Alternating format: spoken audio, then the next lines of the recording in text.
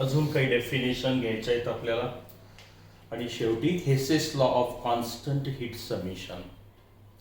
ठीक आहे, आता आपण पुढची डेफिनेशन घेऊया. Enthalpy of ionization. Enthalpy of ionization. Delta एचच आहेत हे सगळे. आयोनायझेशन आहे, आयओएन घेतो इथे, चालेल. आयोनायझेशन म्हणजे काय? समजा आपण हा ऍटम घेतला, यातला इलेक्ट्रॉन जर काढून टाकला तर आयॉन तयार झाला. हे आयोनायझेशन झालं. पोटॅशियम मधून इलेक्ट्रॉन काढून टाकला, त्याचा आयॉन तयार झाला, म्हणजे आयोनायझेशन झालं इथे, नाही का? आता डेफिनेशन बघा. आपण थर्मोडायनामिक्स मॅक्रोस्कोपिक सायन्स आहे. मोठ्या स्केलवर विचार केला जातो, मोलच्या संदर्भात विचार केला जातो. एकट्या दुकट्या ऍटमचा विचार थर्मोडायनामिक्स करत नाही. मग आता एन्थाल्पी ऑफ आयोनायझेशन म्हणजे काय? It is the change in enthalpy. It is the change in enthalpy when an electron is removed from one mole of gaseous atoms to produce the ion called as enthalpy of ionization. एक mole gaseous atom, याची standard state solid जरी असेल तरी आपण solid to liquid, liquid to gas ती energy धरत नाही. याला गॅसियस स्टेट मध्ये आणल्यानंतर मग एक मोल सोडियम ॲटम मधून प्रत्येकातून तुम्हाला इलेक्ट्रॉन काढून टाकायचा. हा गॅसियस आयॉन तयार होईल. मग आता याच्यासाठी तुम्हाला एनर्जी द्यावी लागेल, कारण इलेक्ट्रॉन धरून ठेवलेला असतो. फोर्स ऑफ अट्रॅक्शननी तो ओव्हरकम करण्यासाठी एनर्जी द्यावी लागेल. आणि 1 मोल साठी ही एनर्जी आहे 498 किलो जूल. किती आहे?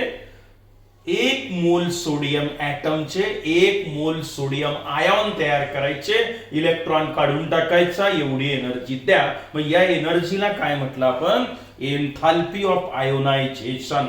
It is the change in enthalpy when an electron is removed from 1 mole of gaseous item. Solid नको यायला इथे, हे गॅस तयार होईल.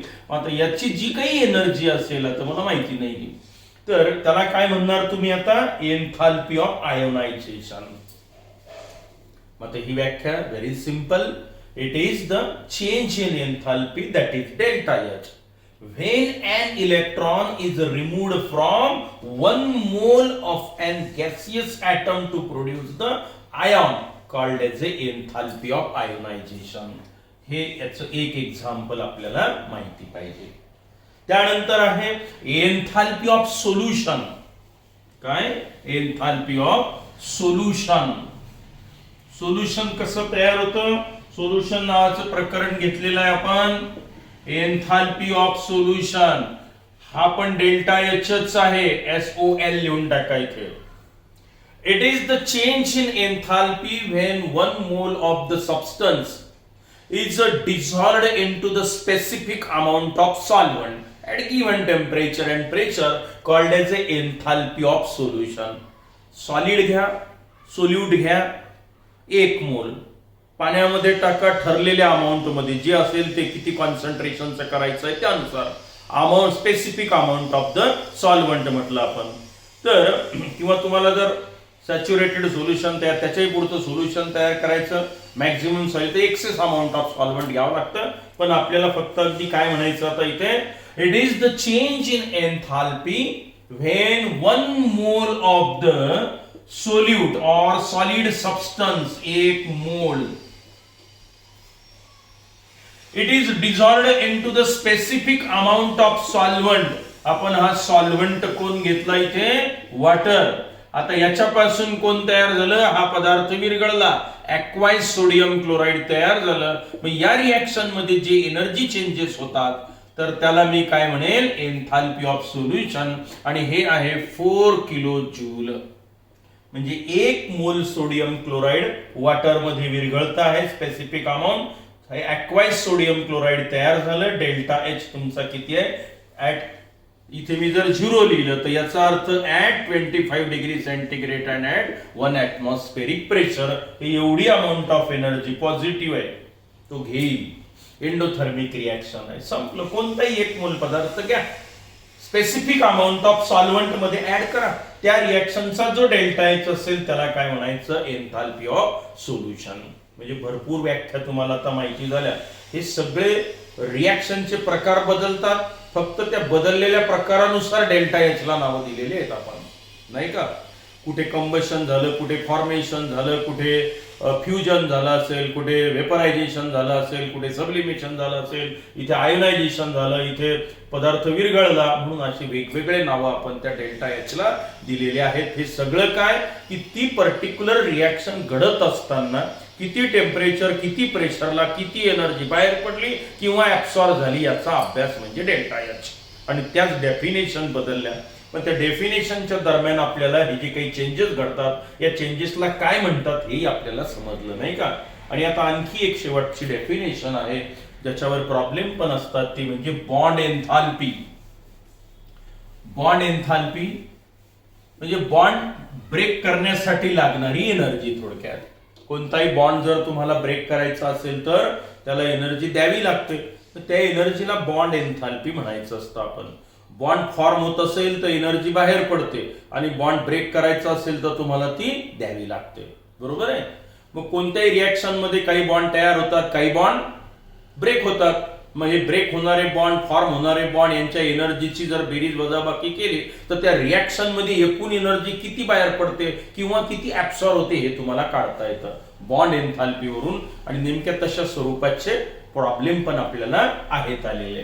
मग आता हे बॉन्ड एन्थाल्पी, शेवटची डेफिनेशन, बॉन्ड एन्थाल्पी म्हणजे हा डेल्टा एच आहे. स्टँडर्ड असेल तर टेम्परेचर प्रेशर फिक्स किती 298 K temperature 1 atmospheric pressure. Bond enthalpy म्हणजे काय पहा आता, it is the change in enthalpy when a particular covalent bond is broken from 1 mole of the gaseous substance, 1 mole of the substance into its atoms or radicals. बघा आता मी ही bond enthalpy at room temperature pressure असेल तर हा जो delta H आहे हा आहे 436.4 किलो जूल. रिएक्शन समजावून घ्या अगोदर की मी 1 मोल हायड्रोजन गॅसियस त्याच्या स्टँडर्ड स्टेट मध्ये घेतलेले आहेत. 1 मोल म्हणजे 2 ग्रॅम हायड्रोजन. याच्यात नंबर ऑफ मॉलिक्युल्स किती असतील, अव्हॅगड्रोज नंबर एवढे म्हणजे 1 मोल. मग 1 मोल हायड्रोजन मॉलिक्युल्स मला ब्रेक करायचे, त्यातले बॉन्ड 1 मोल बॉन्ड मला ब्रेक करायचे आहेत. 1 मोल मॉलिक्युल मध्ये बॉन्ड पण 1 मोल असतील. मग हे 1 मोल बॉन्ड मला ब्रेक करायचे आहेत. मग बॉन्ड ब्रेक झाल्यावर हा मॉलिक्युल ब्रेक झाला, त्याचे ऍटम तयार झाले, हायड्रोजन ऍटम 2. मग या रिएक्शन मध्ये मला एवढी एनर्जी द्यावी लागली, पॉझिटिव्ह 436.4 किलो जूल. मग याला म्हणायचं बॉन्ड एन्थाल्पी. म्हणजेच काय की 1 मोल हायड्रोजन मॉलिक्युल मधले सर्व बॉन्ड ब्रेक करण्यासाठी मला एवढी एनर्जी लागली, म्हणजे याला म्हणायचं bond enthalpy of hydrogen bond in hydrogen molecule. Hydrogen molecule मध्ये हायड्रोजन बॉन्ड ब्रेक करण्यासाठी एवढी एनर्जी लागते, ही झाली bond enthalpy. It is the change in enthalpy म्हणजे delta H when a particular covalent bond is broken from 1 mole of the substance, 1 mole of the molecules into its atoms or radical. कधी atom तयार होतील, कधी radical तयार होतील इकडे. मग याला म्हणायचं आहे तुम्हाला at given temperature and pressure called as a bond enthalpy. आणि 0 आलं तर स्टँडर्ड बॉन्ड एन्थाल्पी झाली. म्हणजे at 298 K temperature 1 atmospheric pressure. आणि हे माहित नसेल तर डेल्टा एच म्हणा त्याला, पण शक्यतो ह्याच व्हॅल्यू घेत असतो आपण स्टँडर्ड. म्हणजे at 298 K temperature 1 atmospheric pressure झाली बॉन्ड एन्थाल्पीची व्याख्या. It is the change in enthalpy when a particular covalent bond is broken from 1 mole of the molecules into its atoms or radical at given temperature and pressure called as a bond enthalpy. But in polyatomic molecule, average bond enthalpy is taken or it is considered. आता हे काय प्रकार आहे पहा की जेव्हा molecule मध्ये वेगवेगळ्या प्रकारचे बॉन्ड असतात, मग त्यापैकी कोणता बॉन्ड म्हणून पर्टिक्युलर शब्द येत असतो. पण सारखे सारखे बॉन्ड जर जास्त आले तर काय करायचं बघा. आता मी आता वॉटर मॉलिक्यूल घेतो. वॉटर मॉलिक्यूल आता याच्यात 2 OH बॉन्ड आहेत, बरोबर आहे की. मग आता पहिला OH बॉन्ड ब्रेक करण्यासाठी किती, दुसरा किती. मग आता आपण काय करूया, 1 मोल वॉटर मॉलिक्यूल घेतला. आता पहिला बॉन्ड मी ब्रेक करतो, केला ब्रेक, बरोबर. हे गॅसियस स्टेट, हे गॅसियस स्टेट, एक बॉन्ड ब्रेक झाला. मग आता या रिएक्शनचा डेल्टा एच जो आहे तो आहे 499 किलो जूल. आणि दुसरा बॉन्ड हे मी आता ब्रेक करतो, OH हा गॅस, इट गिव्स H आणि ऑक्सिजन वेगळा, म्हणजे हा oxygen gas plus hydrogen gas. आता या रिएक्शनचा मी डेल्टा एच मोजला, तो भरला 428 किलो जूल. आता पहा बरं काय झालं.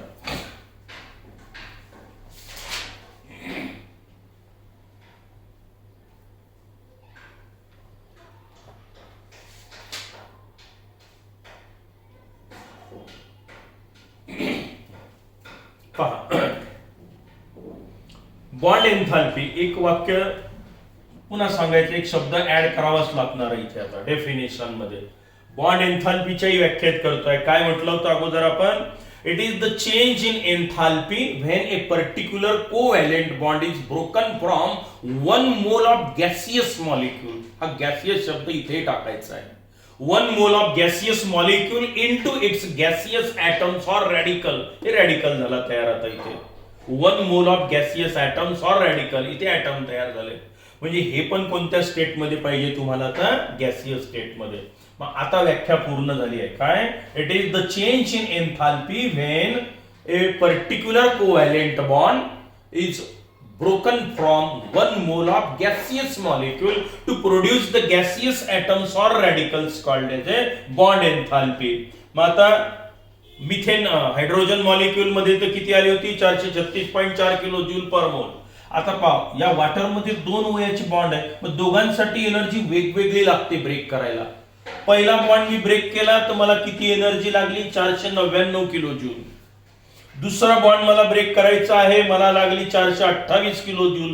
मग नेमकं वॉटर मॉलिक्यूल मधले 2 OH बॉन्ड पैकी एकाची एनर्जी किती.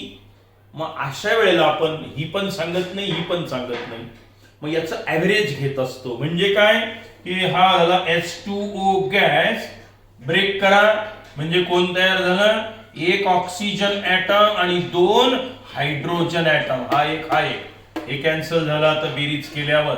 आणि आता डेल्टा एच किती होईल, मग याची बेरीज करा तुम्ही, हे 500 927 होईल. हे 500 म्हणजे 927 किलो जूल.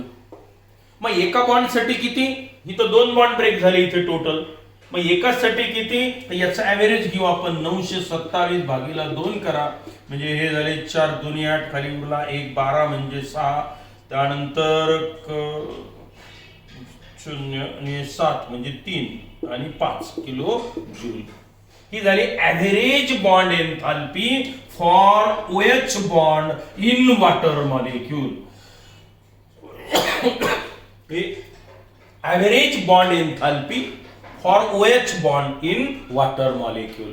वॉटर मॉलिक्यूल मध्ये एक बॉन्ड ब्रेक करण्यासाठी ऍव्हरेज अमाऊंट ऑफ एनर्जी किती लागते, ही एवढी लागते, असा त्याचा अर्थ झाला. बरोबर आहे, असा त्याचा अर्थ होतो. पहा, हे आहे ऍव्हरेज बॉन्ड एन्थाल्पी. मग आता बॉन्ड ब्रेक करण्यासाठी एनर्जी द्यावी लागते आणि बॉन्ड फॉर्म होत असताना एनर्जी बाहेर पडत असते. मग कोणतीही रिएक्शन जर होत असेल तर काय होत असतं, बॉन्ड ब्रेक तरी होतात किंवा बॉन्ड फॉर्म तरी होतात. बॉन्ड फॉर्म होत असताना एनर्जी बाहेर पडते, बॉन्ड ब्रेक करताना एनर्जी द्यावी लागते. मग एखादी रिएक्शन आहे, त्या रिएक्शन मध्ये किती एनर्जी बाहेर पडली, ऍब्सॉर्ब झाली, फक्त काय करा तुम्ही, बॉन्ड एन्थाल्पीचा जर विचार केला तर तुम्हाला त्या रिएक्शनचा डेल्टा एच पण काढता येतो. हा फॉर्म्युला आपल्याला उपयोगी पडणार आहे प्रॉब्लेम सोडवताना. डेल्टा एच म्हणजे तुम्हाला काय काढायचं आहे, बॉन्ड एन्थाल्पी वरून एन्थाल्पी ऑफ द रिएक्शन काढायचं आहे, डेल्टा एच रिएक्शन काढायची आहे. मग काय करायचं, सम of bond enthalpies of reactant bond minus sum of bond enthalpies of product bond. बस हा फॉर्म्युला जसाच्या तसा लक्षात ठेवायचा. फक्त पहिल्यांदा असं आलंय, आपण आतापर्यंत प्रॉडक्ट मायनस रिएक्टंटच घेतो ना, इथे फक्त रिएक्टंट आणि नंतर तिकडे प्रॉडक्ट लिहायचं. Bond enthalpies of reactant bond minus sum of bond enthalpies of the product bond, यावरून त्या रिएक्शन मध्ये किती चेंजेस झाले एनर्जी म्हणजे डेल्टा एच किती आहे हे काढता येतं. हा फॉर्म्युला तुम्हाला बॉन्ड एन्थाल्पी वरून डेल्टा एच रिएक्शन काढण्यासाठी उपयुक्त ठरणार आहे. आणि आता यानंतर या प्रकरणामध्ये फक्त एकच पॉइंट बाकी आहे, सेकंड लॉ वगैरे नाहीये तुम्हाला अभ्यासक्रमात, तर ते म्हणजे Hess's law of constant heat summation. तो आपण शेवटचा लेसन पुढच्या लेसन मध्ये पाहूया, म्हणजे हे प्रकरण आपलं संपून जाईल. ठीक आहे, आज पुरे करू आपण इथे आता.